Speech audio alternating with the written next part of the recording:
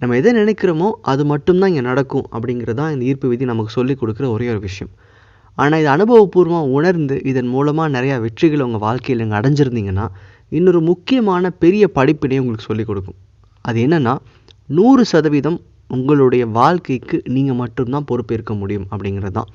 அதாவது உங்கள் வாழ்க்கையில் நடக்கிற அத்தனை விஷயங்களும், சந்தோஷமாக இருக்கட்டும், துக்கமாக இருக்கட்டும், ஏதாவது கவலையாக இருக்கட்டும், இல்லை ஒரு பெரிய வெற்றியாக கூட இருக்கட்டுமே, அத்தனைக்கும் உங்கள் எண்ணங்கள் மட்டும்தான், அதாவது நீங்கள் மட்டும்தான் 100% பொறுப்பு அப்படின்றது தான் இந்த ஈர்ப்பு விதி நமக்கு சொல்லிக் கொடுக்குது.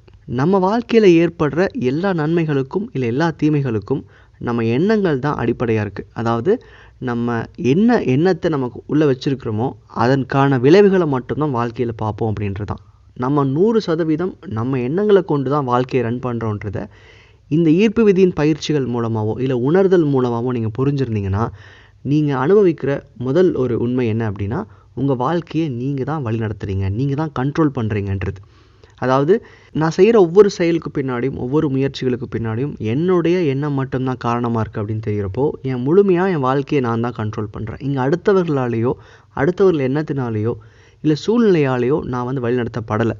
அப்போது என்னுடைய எண்ணம் என் வாழ்க்கைக்கு உண்டான எல்லா விஷயங்களையும் கொண்டு வருது அப்படிங்கிறப்போ நான் தான் இந்த வாழ்க்கையை கண்ட்ரோல் பண்ணுறேன்ற அந்த நம்பிக்கை நமக்குள்ளே வர ஆரம்பிக்குது. அடுத்தது எல்லா விதமான தேவைகளுக்கும் நான் என்ன சார்ந்து தான் இருக்கிறேன் அப்படின்றது. அதாவது நம்ம எந்த ஒரு செயலை செஞ்சாலும் எனக்கு இந்த சுச்சுவேஷன் சப்போர்ட் பண்ணணும்ல, எனக்கு இந்த நபர் சப்போர்ட் பண்ணணும்ல, நான் சொல்கிறது அவங்க புரிஞ்சுக்கணும்ல, இந்த சூழ்நிலையில் இந்த மாதிரி போயிட்டுருக்குது, அது மாறினா தான் எனக்கு கிடைக்கும்னு சொல்லி நம்ம எண்ணங்கள் எப்போவுமே நம்மளை விட்டு இன்னொரு தடையின் மேலே தான் எல்லா பொறுப்பையும் வைக்கும். அதாவது இது கிடைச்சா தான் அது கிடைக்கும், இதை படித்து முடிச்சா தான் நான் ஜெயிக்க முடியும் அப்படிங்கிற மாதிரி நம்ம எண்ணங்கள் வந்து எப்போவுமே ஒரு வெற்றிக்கு இன்னொரு தேவையை சார்ந்திருக்கும், இல்லை இன்னொரு நபரை சார்ந்திருக்கும், இல்லை இன்னொரு சூழ்நிலையை சார்ந்திருக்கும்.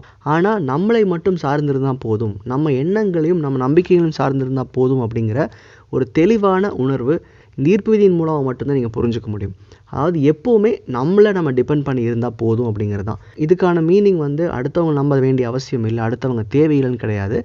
நம்ம எண்ணங்கள் தான் எல்லாத்துக்கும் தோக்கமாக அமையுது அப்படின்னா அந்த எண்ணங்கள் எனக்குள்ளேருந்து ஆரம்பிக்குது. இப்போது நான் என்ன சார்ந்திருந்தாவே வந்து என் வெற்றிக்கான எல்லா விதமான விஷயங்களையும் நான் அடைய முடியும் அப்படிங்கிறது தான் உண்மை. அடுத்தது எல்லாரும் தப்பு பண்ணுற ஒரு பேசிக்கான ஐடியா, நம்ம எண்ணங்கள் நம்ம நம்புறது. ஈர்ப்பு விதி ஒரு முக்கியமான படிப்பினை கொடுக்குது அப்படின்னா உங்களுடைய எண்ணங்களை நீங்கள் முழுமையாக நம்ப ஆரம்பிக்கிறது தான்.